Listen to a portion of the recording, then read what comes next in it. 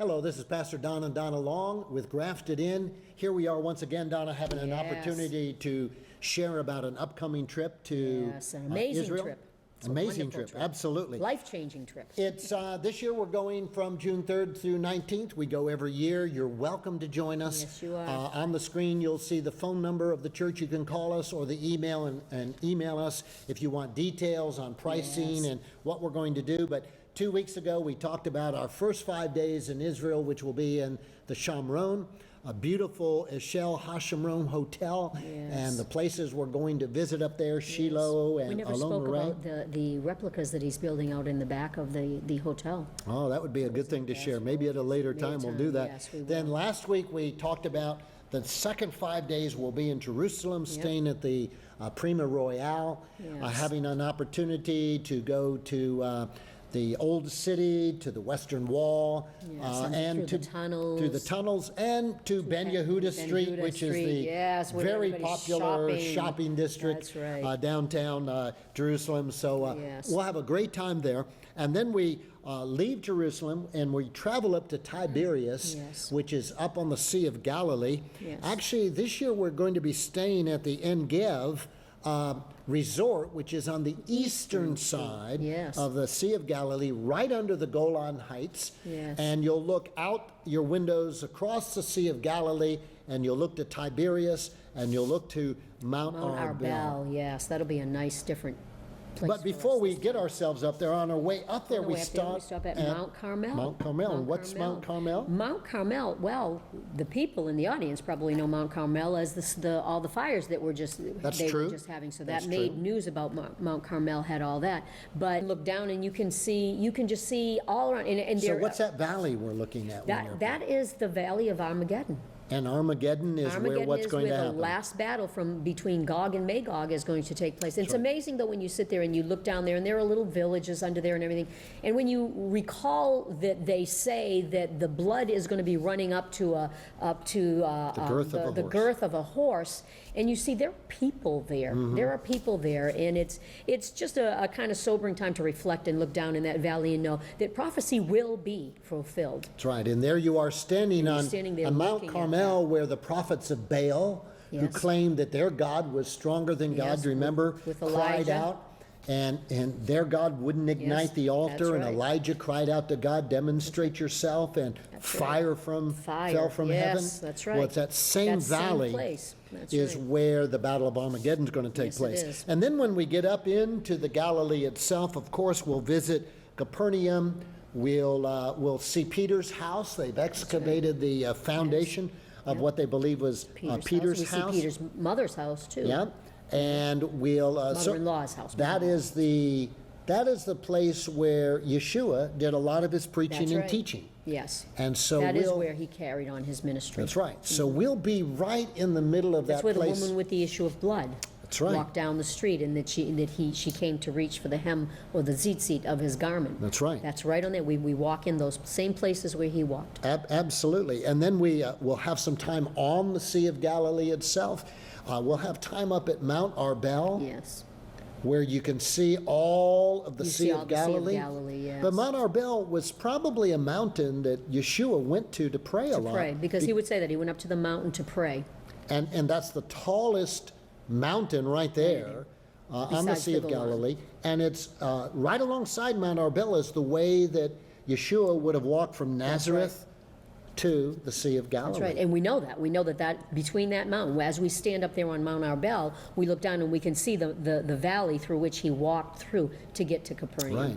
And then we'll spend a day up on the Golan Heights. Again, not many tours will take people up there. I mean, especially Christian tours, they want to see different things. But we think the Golan Heights is very important to understand its history, to understand its political ramifications today.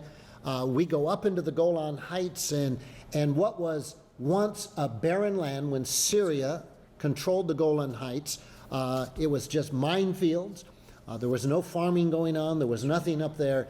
And now you drive through the Golan Heights. But it's just amazing to be climbing up there, and then all of a sudden you come up to this top part, and it's just thriving, green fields of things that people are growing up there. It's just an amazing wheat sight. fields and all kinds of crops growing up in the Golan Heights.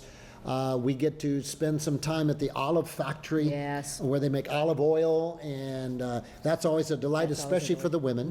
Yes, the women like it there. They get their supply every year by going there. Absolutely.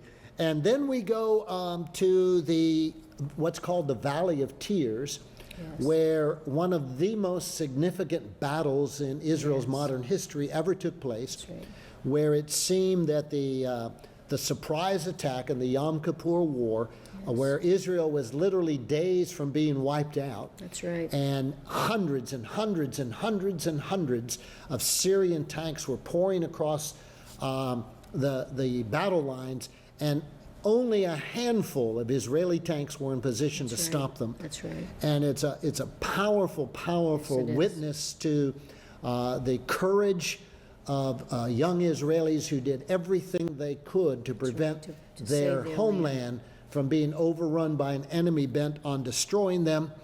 We'll probably this year again have some opportunity to visit the 188th Tank Battalion. To see, what they do and how these young men are prepared to defend their nation. While we're up there this year, by the way, we're going to do something we've never done, or go to a place we've never gone, that is. We're going to go to Tel Dan. Yes. And Tel Dan marks the northern part of Israel's kingdom, when it says that Israel goes from Dan to Beersheba.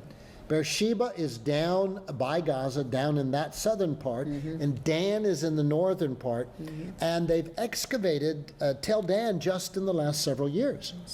And so we're going to have an opportunity. It seems like wherever they excavate, they find the ruins of something that's there. It's amazing. Absolutely. Everywhere you're finding history wherever you dig in Israel. Absolutely, absolutely. It's amazing. Then on a more human side, human nature side, we have some strong connections with the Jewish Lubavitch group in Tiberias.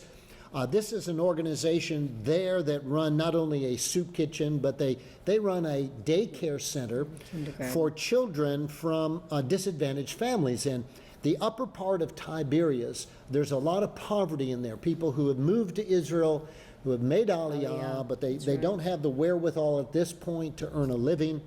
And so there's a lot of poor people living there. And Chabad goes in and they provide these children with an education. And you haven't seen anything until you've seen the children of Israel. That's right. And so our friend Zev... They do steal your heart. They do. Our friend Zev will take us there, and Zev made Aliyah from Brooklyn, New York. I think he came right out of the hippie movement. He looks like a hippie still. And we'll spend an hour or so with these children. Speaking of children, we also get to see children up in the Shamron. When we're in some of the communities. All of the communities provide daycare centers for the working parents who are going to the cities. They take care of their own. But they're just delightful children. And one of the highlights, I think that's a highlight of our tour. It's being right in with the people. That's right. And the babies and the children, and you're seeing pictures of this on the screen now as we're talking, but every year, this is a hit. And I think of how many countless tours go to Israel, and they see the Church of the Holy Sepulchre, or they see this Christian site or this Christian site. Mount of the Ascension or whatever. And they're seeing places, but they're not meeting and seeing the people of the land. That's right. As you see people in faces flashing across the screen as we talk, this is what it's about. It's a connection with the people. Yes, it is. And many times people will say to Donna and I, why is it that you and your congregation are so involved with the Jewish people there? And it's because of something that Yeshua said. That's right. And he talked about giving a cup of cold water, or offering bread, or visiting people who are sick, or meeting the needs. And he said, when you've done that to the least of these my brethren, you've done that to me. That's right. And many people have thought, well, my brethren, aren't those Christians? When Yeshua spoke those words, there were no Christians. No, there were not. His brethren have always been the Jew. Because he is Jewish. That's right. He is. He not was, he is. He is Jewish. His mother Miriam was Jewish. His father Joseph was Jewish. All of his disciples were Jewish. When he comes back, he's not coming back to the Vatican. He's not coming back to the United States. He's coming back to Jerusalem. He will reign for 1,000 years from Jerusalem. And so when he says, people come into his presence and he says, well done, you've done these great things for me. When you did it unto these my brethren, That's right. you did it unto me. And so the pictures you're seeing on the screen of these his brethren, of men and women of all kinds and natures, of children, of babies, these are his brethren. That's right. And so when we go to Israel, we want to connect with his brethren. We want to make a connection with the boys, the girls, the men, the women, the lifeblood of Israel, the people of Israel.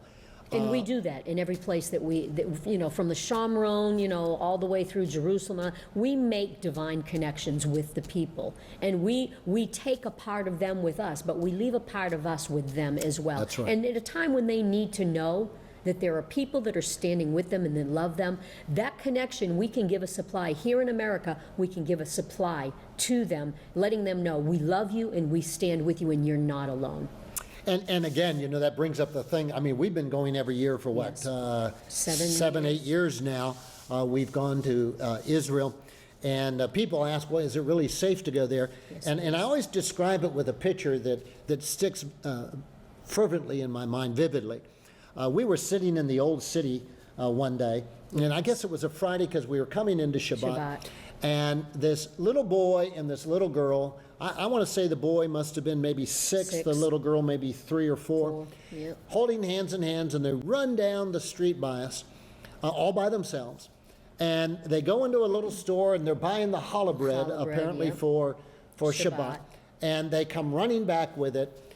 And suddenly it struck me, that mother felt perfectly safe letting her 2 little children run down several blocks, however it was, to the market to get the bread and run back. And here we are in Fitchburg. And I thought, I would not be comfortable sending a little boy and a little girl by themselves 5 or 6 blocks downtown Fitchburg without me being around. That's right. Without a parent being around. And you see, people think of Israel and they think of terrorists or things like that. And that is true in the background of their life. And while that's true, but there's no day-to-day fear of molesters or predators or people who are going to abuse. That just doesn't happen. That doesn't exist. That just does not exist on either side of the wall. And the people of the communities watch out for each other. Yes, they do. And we have always felt safe in Israel, whether we're in Israel proper, whether we're in the Shomron or in Hebron or places like that. We always feel safe when we're in Israel. That's right. And beyond that, however, I think for the Christian, there is a connection with Israel, with the land. My friend Moshe Kopensky, and Moshe runs a bookstore in the Cardo that deals a lot with Christians and Jewish dialogue, and you're probably seeing a picture of him on the screen right now. But Moshe's a delightful man, love him like a brother. And Moshe says this to me, he says, a lot of Christians will come to Israel with the intention of blessing Israel, but they find that in the end, the very land of Israel blesses them. The rabbis tell us that the land speaks. Yes, it that does. The land itself will speak to you. Yes, it will. And many, many people who have gone with us to Israel find it a very emotional experience because of where we go, that we'll take you to places that actually connect you to the land. But they connect you to the biblical background of the land. Everywhere we walk, the Bible is coming alive. It's not just stories you're reading anymore. You've walked where Abraham walked. You've walked where Yeshua has walked. It's just an amazing. I don't think that your life as a Christian is fulfilled until you've gone and you've walked that land. Because everything you're reading is just stories until you've actually been there and walked the land and smelled the smells and seen the sights, and it gets into your very core of your being. That's right. And it's amazing. And even until you've eaten a falafel. Even until you've eaten a falafel. Well, this is Pastor Don Donalong. It's been a delight to have you for these 3 weeks as we talked about our upcoming tour. Information about that is on your screen. we'd love to have you join us. We look forward to seeing you next week on Grafted In.